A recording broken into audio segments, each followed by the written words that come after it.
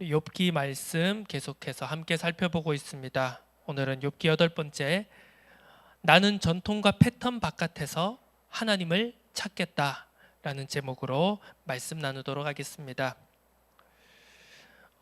계속해서 욥의 친구들과 욥의 설전이 이어지고 있습니다. 우리가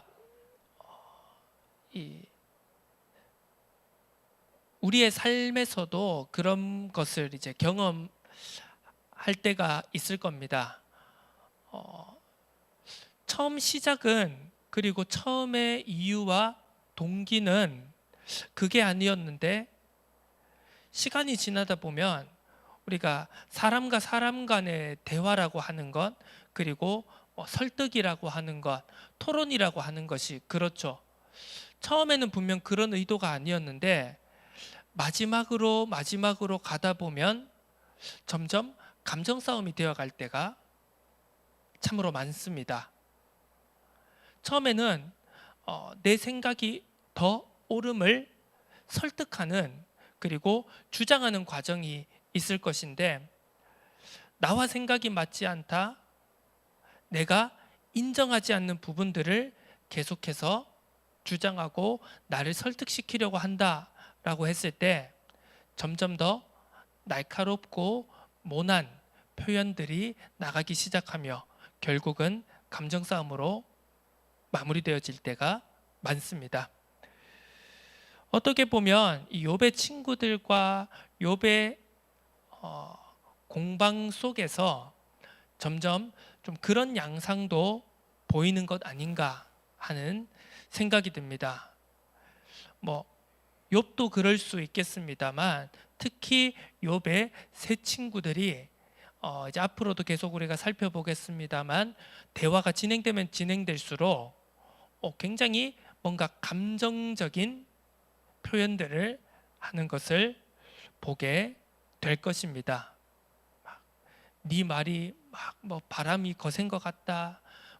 이게 우리가 이제 번역된 것으로 우리가 이제 문어체로 표현하기 때문에, 글자로 표현하기 때문에 그런 느낌들이 다 전달되지 않는다고 하더라도, 뭔가 원어적으로 그리고 뉘앙스적으로 우리가 살펴볼 때, 더 깊게 살펴볼 때 굉장히 이제 비판을 넘어 비난과 hin란으로 가는 것을 우리가 볼 수 있습니다.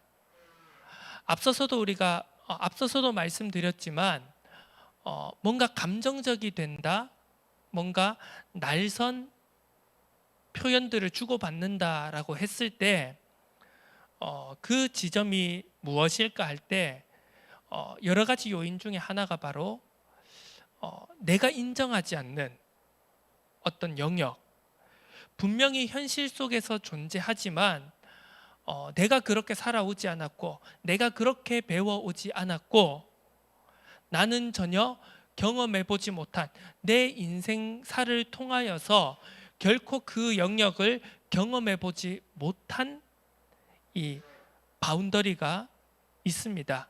그런데 자꾸 그것을 나에게 설득시키려고 하고, 그게 조금 더 옳다, 심지어는 그게 무조건 옳다라고 하는 상대의 주장이 부딪힐 때, 조금 더 거창하게 표현하자면 세계관이 충돌한다고 할 수 있겠죠. 그 세계관이 충돌할 때 나의 세계관을 지키기 위해, 내가 살아왔고 내가 배워왔고 내가 걸어왔던 그 길을 지키기 위해 우리는 감정적이고 뾰족하게 반응하게 될 때가 많다는 것입니다. 그런 모습에서 볼 때 우리는 조금 비슷한 것 같지만, 같은 것 같지만, 그리고 하지만 미묘하게 다른 욥의 자세와 태도를 살펴볼 수 있습니다. 물론 욥도 감정적일 수밖에 없겠죠. 왜? 자기가 지금 이 거대한 고난의 피해자라고 표현할 수도 있고, 그 거대한 고난을 당하는 당사자이기 때문이죠. 욥의 친구들이야 당연히 자기의 일이 아니고, 물론 친하게 지내던 정말 친구의 어려움을 며칠을 같이 울어주기도 했고, 지금은 뭐 조금 여러 가지 이제 오고 가는 과정 속에서 좀 감정이 격해져서 비판도 하고 비난하기도 하지만, 결국은 욥의 세 친구들이 이 고난의 당사자가 아니지 않습니까? 그런데 욥은 이 고난의 당사자입니다. 자기를 찌르고, 그리고 조금 논리적이고 합리적으로 보이는 비판이다, 그리고 때로는 굉장히 감정이 실린 비난이 온다라고 했을 때 그것에 대해서 당연히 반응하는 것이, 비슷한 방식으로 반응하는 것이 뭐 인간적일 수 있죠. 자연스러운 반응일 수 있죠. 하지만 미묘하게 욥은 그 친구들과는 다른 자세와 태도를 언뜻 내비치게 됩니다. 오늘 본문 속에서 그 부분이 이제 작게나마 드러나게 되는데요. 우리가 9장 2절을 보면 욥이 이렇게 대답을 합니다. 진실로 내가 이 일이 그런 줄 알거니와 인생이 어찌 하나님 앞에 의로우랴. 이 말은 무엇입니까? 지금 욥은 친구들의 말을 가까이 보자면 앞서 말했던 빌닷의 말을, 그리고 그 전 앞서 말했던 엘리바스의 말, 친구들의 말을 일부 긍정하고 수용하고 있다는 것을 우리가 살펴볼 수 있습니다. 지금 욥의 친구들의 자세는 그렇습니다. 야, 네가 전통과 패턴에서 그 우리가 전통적으로 알고 있는, 그리고 선조들을 통해 내려오는 그 질서를 너가 벗어났기 때문에, 네가 죄를 지었기 때문에 이런 어려움을 당하는 것 아니냐. 네 죄가 무엇인지 빨리 찾아내고 회개해라. 하나님 앞에 고백해라. 그러면 다시 모든 것이 회복되어질 것이다 라는 것을 계속해서 주장하고 있지 않습니까? 계속해서 말하고 있습니다. 이 욥기 말씀이 전제하고 있는 것은 욥은 무죄하다라고 계속 말하고 있다는 점입니다. 욥은 의인입니다. 하나님이 인정한 의인입니다. 죄가 없지만 그 일장의 그런 상황들로 인해서 지금 어떻게 보면 테스트를 거치는 중이 바로 욥의 상황인 것이죠. 욥은 아무 잘못 없이 어떤 우리가 분명하게 인지할 수 있는 원인이 있어서 지금 고난의 결과를 맞고 있는 것이 아닙니다. 자, 욥의 친구들은 전통적인 지혜와 전통적인 신앙관과 전통적인 패턴 속에서 지금 욥에게 일어난 일을 분석하고 판단하고 조언을 하고 있습니다. 그 조언이 때로는 지금 굉장히 강한 비판과 비난으로 나타나기도 합니다. 욥의 친구들은 지금 욥의 주장을 일절 받아들이지 않고 있습니다. 왜? 야, 네가 그 고난을 당하고 있는데, 네가 그 어려움을 당하고 있는데 네가 죄가 없다는 것이, 너에게 허물이 없다는 것이, 너에게 원인이 없다는 것이 말이 되는 소리긴 하냐? 아니다. 네 말은 전적으로 틀렸다. 분명히 너에게 무슨 잘못이 있을 것이다. 이것이 바로 욥의 친구들의 입장입니다. 하지만 오늘 욥은 본문의 서론 부분에서 친구들의 말을 일부 긍정하고 수용하고 있습니다. 맞다. 너희들이 한 얘기가 일견 맞다. 하나님 앞에 어떤 사람이 과연 의로울 수 있느냐. 자신을 바라봐서도 그렇다는 것을 지금 일부 수용하고 있습니다. 하지만 뒤이어서 곧이어 욥은 그것뿐이 아님을 친구들에게 강하게 설파하고 있습니다.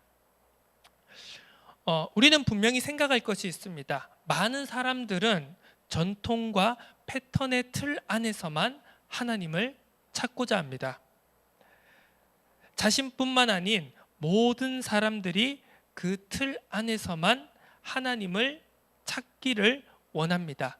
그것이 무의식적이 되었던 의식적이 되었던 그것이 조금 더 익숙하고 자연스럽고 편하기 때문입니다. 우리가 알고 있던 기존의 신앙의 틀이 있습니다. 그리고 교리적인 틀이 있습니다. 우리가 알고 있는 신앙의 색깔이 있습니다. 이것이 교단마다, 교파마다, 또 어떤 특정한 단체마다, 그리고 심지어는 지역과, 작게는요, 이 작은 대한민국 안에서도 경상도 지역에 있는 신앙의 색깔과 전라도에 있는 신앙의 색깔, 또 충청도, 강원도, 경기도, 서울에 있는 지역마다 신앙의 색깔이 다 다릅니다. 이렇게 작은 대한민국 안에서도요. 그뿐만이 아닙니다. 대한민국의 신앙의 색깔과 그리고 저 유럽에 있는 신앙의 색깔이 조금씩은 아니면 크게 차이가 나기도 합니다. 자, 이렇게 우리는 각자 상황에 따라, 입장에 따라, 자라온 배경에 따라, 지역에 따라, 국가와 민족에 따라 많은 신앙의 색깔들을 찾아볼 수 있습니다. 그런데 의식적이든 무의식적이든 내가 알고 있는, 내가 익숙하고 내가 편안함을 느끼고 내가 잘 알고 있는 그 신앙의 색깔, 신앙의 모습, 신앙의 틀 안에서만 하나님을 찾고자 하는 일종의 관성 같은 것이 있습니다.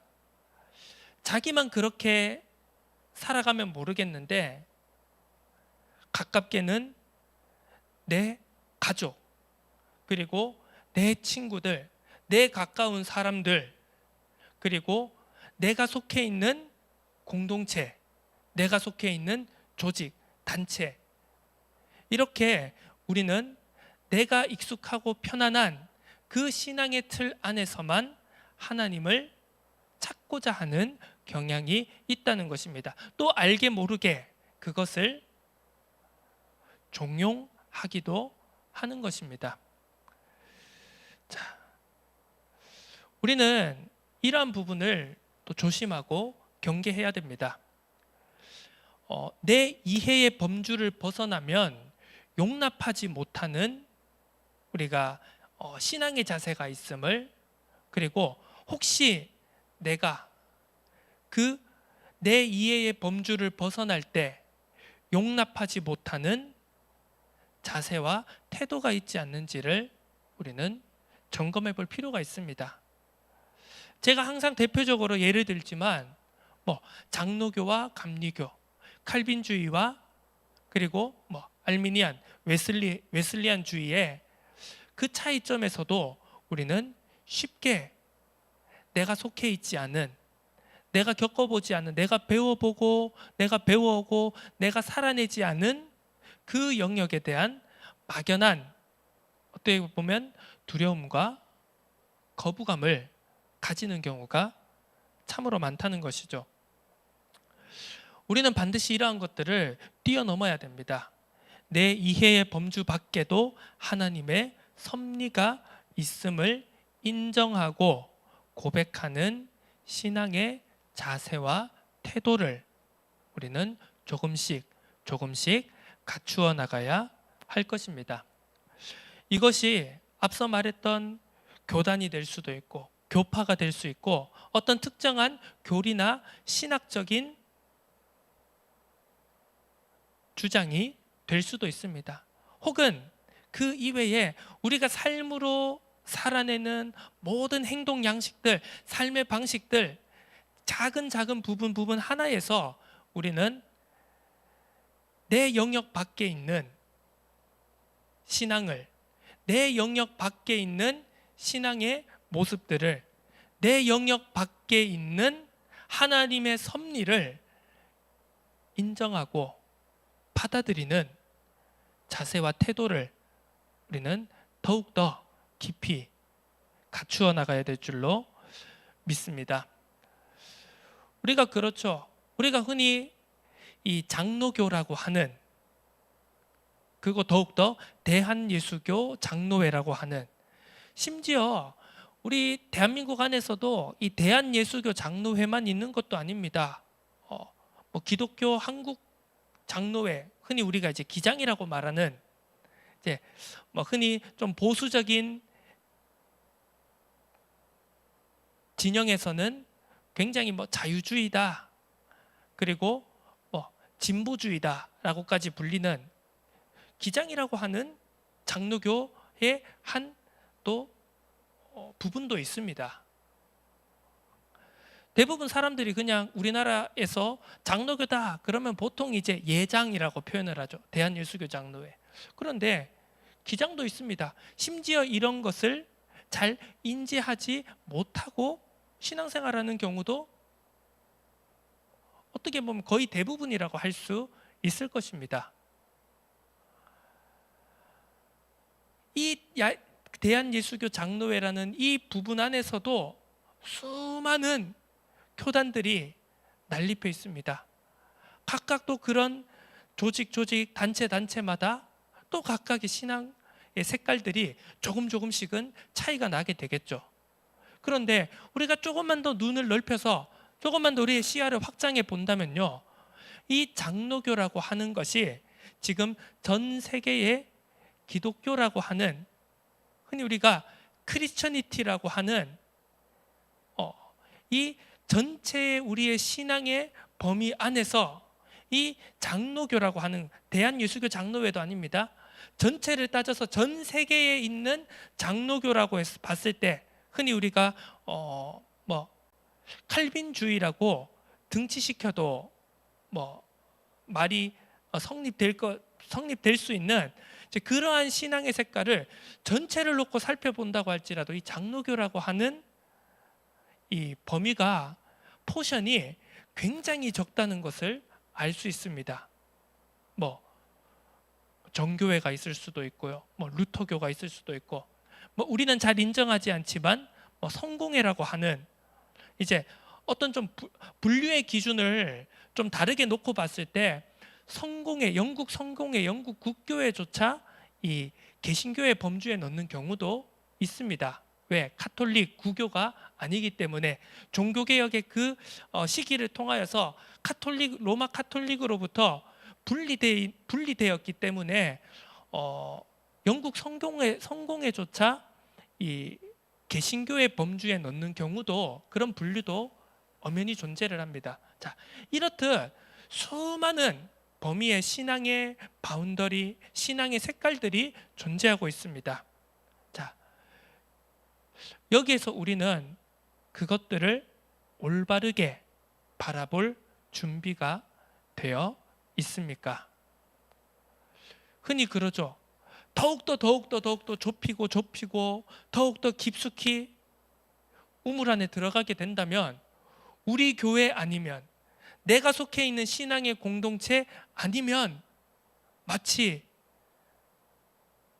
무엇인가 명확한 정답이 없는 것처럼 그렇게 신앙생활을 하며 살아가는 경우도 아마 많을 것입니다. 자, 물론 우리가 육신을 갖고 있기 때문에, 우리가 엄연한 한계를 가지고 있는 존재이기 때문에, 분명 이렇게 수많은 교파, 수많은 교단, 혹은 지역마다, 혹은 공동체마다 이렇게 신앙의 색깔이 분명히 차이가 나는 것 또한 하나님의 섭리 속에 있는 일일 것입니다. 분명히 저는 그렇게 믿습니다. 그렇게 고백합니다. 그렇게 의문을 표하는 사람들도 있지 않습니까? 분명히 하나님은 한 분이신데, 우리가 믿는 믿음, 예수님도 한 분이시고 성령도 하나이시고 삼위일체 하나님을 우리가 다 믿는데, 왜 이렇게 수많은 교파가 나누어져 있고 교단이 나누어져 있고, 심지어 지역마다, 나라와 민족마다, 심지어는 개교회 공동체마다 왜 이렇게 뭔가 색깔이 다르고 모양이 다르고 틀이 다른 것인가? 저는 거기에도 분명한 하나님의 섭리와 역사하심이 있다라고 분명히 믿습니다. 그렇다면 반대로 우리 공동체, 우리의 틀, 나의 틀 안에 하나님의 섭리가 있다라는 것을 인정하고 고백하고 믿는다면 우리는 반대로 내가 속해 있지 않는, 내가 알지 못하는, 내가 겪어보지 못했고 내가 살아오지 못했고 내가 배워오지 않았던 내 범위 밖에 있는, 내 틀 밖에 있는 신앙의 영역에도 하나님의 섭리가 분명하게 역사하고 있음을 인정할 수 있어야 한다는 것입니다. 내가 그것에 대해 여전히 낯설고 때로는 조금은 불편하고 조금은 거부감이 든다고 할지라도 우리는 거기에도 하나님의 섭리가, 하나님의 역사가 있기 때문에 지금도 그 영역이 여전히 존재하고 공존해가며 함께 하나님의 구원 역사, 구원의 여정 속에, 구원의 서정 속에 여전히 이어지고 있는 한 부분이라는 것을 우리는 깊이 생각해 보아야 됩니다. 말씀을 정리하도록 하겠습니다. 오늘 말씀의 제목처럼 나는 전통과 패턴 바깥에서 하나님을 찾겠다. 어떻게 보면 오늘 또 앞서 빌닷의 말에 대한 대답인 오늘 본문 말씀 9장과 10장에서의 욥의 대답은 요약하자면 바로 오늘 제목과 같을 것입니다. 그래, 네 말이 일면 맞다. 그것도 틀린 것이 아니다. 우리가 가지고 있던 신앙의 전통과 그리고 신앙의 질서 그리고 전통과 패턴이라는 것은 분명 오랜 세월을 거쳐서 믿음의 선조들이 이룩한 것들이다. 왜 그것을 인정하느냐? 욥 또한 그 전통과 어떻게 보면 패턴, 전통적인 신앙의 수호자, 전통과 질서의 신앙관을 수호하는 화신과도 같은 존재였기 때문입니다. 지금 욥에게 닥친 고난이 일어나기 전 그 어떤 사람들보다 더욱더 충실하게 전통적인 신앙관과 전통적인 질서 안에 있던 존재가 바로 욥이었다는 것이죠. 욥은 이 사실을 너무 잘 알고 있습니다. 그런데 정답이 무너진 그 순간 무엇인가 내가 알고 있던 기존의 전통과 질서와 패턴이 무너진, 그리고 그 무너진 상황이 고난이라는 이름으로 자신에게 찾아왔을 때 보통 여기에서 우리는 두 가지 경우를 보게 됩니다. 무너지던가 내가 이때까지 믿어왔던, 내가 이때까지 알아왔던 모든 것들이 무너졌을 때 그냥 포기하고 내려놓는 겁니다. 아, 하나님은 죽었다. 어떻게 보면 세상의 수많은 위인들, 특히 우리가 서구권의 역사를 바라볼 때 대부분 이제 서구권은 어떻게 보면 기본적으로 이 기독교라고 하는 배경 속에서 보통은 거의 다 자라오지 않습니까? 우리가 특별히 예로 드는 니체와도 같은 사람을 봤을 때 그 사람도 신앙의 배경 안에서 태어나고 자라온 사람입니다. 그런데 결국 그 사람의 결론은 어땠습니까? 신은 죽었다는 것입니다. 내가 알고 있었던 전통적인 그리고 질서 안에 있는 신은 죽었다는 것입니다. 그 신이 죽었다는 것이 무신론을 말하는 것이 아니라요, 자기가 생각하는, 자기가 창조해낸 새로운 신론, 새로운 세계관을 니체는 창조했던 것입니다. 자기가 알았던 모든 것들이 무너지는 그 상황 속에서 그는 결국 기존의 것들을 다 포기하고 기존의 것들을 다 부정하고 결국은 새로운 신, 새로운 세계관을 창조해내었던 것입니다. 보통 이런 경우들이 많죠. 하나님 어디 계십니까? 하나님 죽었습니까? 욥의 아내가 요구했던 것이 바로 그것 아닙니까? 당신이 그렇게 고난을 당하는데도 아직도 자기의 순전함을 지키느냐, 하나님을 욕하고 저주하고 죽어라. 그것이 보통 정답이 무너진 자리에서 많은 사람들이 택하는 방식 아닙니까? 그런데 욥은 그렇지 않았다는 것입니다. 일면 볼 때 욥의 지금 반응들은 굉장히 신성모독적인 것처럼 보입니다. 굉장히 믿음 없는 것처럼 보이고 불신앙의 저 밑바닥까지 내려간 것처럼 보입니다. 하지만 욥의 진짜 중심은, 욥의 마음은 그렇지 않았다는 것입니다. 내가 알고 있었던 그 자리, 내가 알고 있었던 하나님이 계신다고 믿었던 그 영역, 그 질서가, 그 패턴이, 그 전통이 완전히 무너졌을 때, 부정당했을 때 욥은 거기에서 무너지지 않았습니다. 내가 알고 있었던 그 이해의 범주, 내가 알고 있었던 신앙의 영역 밖에 있는 하나님을 욥은 찾고자 부르짖었던 것입니다. 우리들의 삶 속에서도 마찬가지입니다. 저는 저에게도 그렇겠지만 우리들 모두에게 하나님을 잘 믿는다고 할 때 불현듯 어려움이 찾아올 수 있습니다. 고난과 역경이 찾아올 수 있습니다. 그때 우리는 어떻게 반응해야 되겠습니까? 하나님 죽었다. 하나님 살아계신 거 맞습니까? 하나님 나 지켜보고 계신 거 맞습니까? 모든 문제 해결자시라면서요. 왜 내 문제는 해결해 주시지 않는 겁니까? 저는 하나님을 떠나겠습니다. 그것이 아닌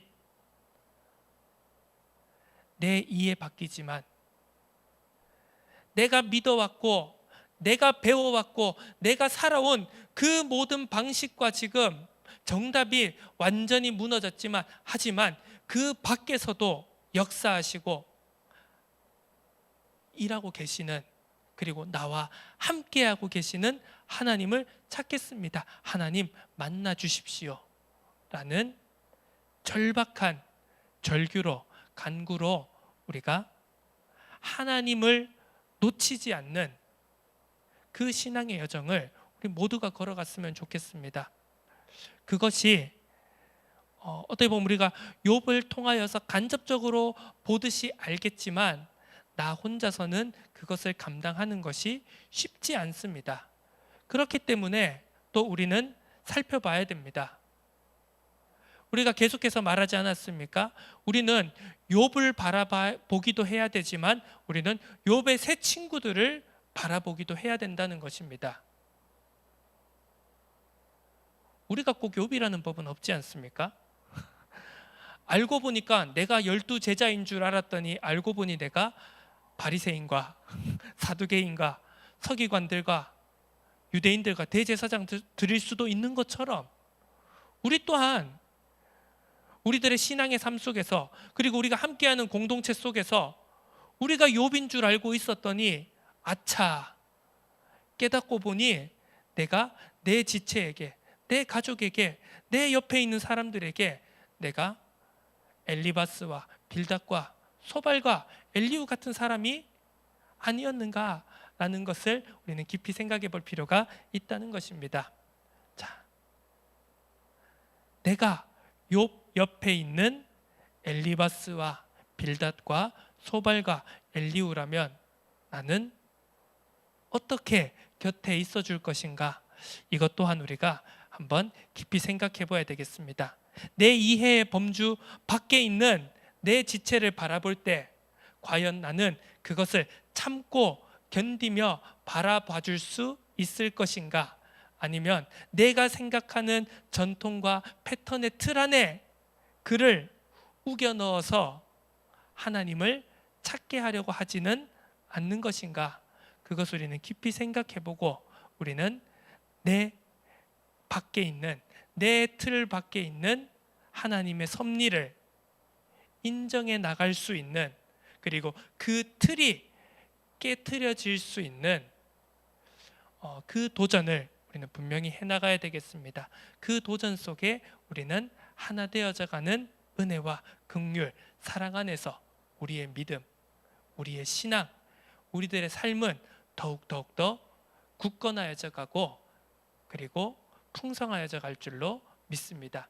그 은혜와 그 힘을 누리는 우리 모두의 발걸음이 되어지기를 주님의 이름으로 축원합니다. 하나님 아버지 감사드립니다. 나는 전통과 패턴, 질서 바깥에서 하나님을 찾겠다라는 욥의 고백이 하나님을 포기하고 신앙을 포기하는 것이 아닌 감당할 수 없는 좌절과 고난 속에서도 내 이해의 영역 밖에 있는 하나님을 만나겠다는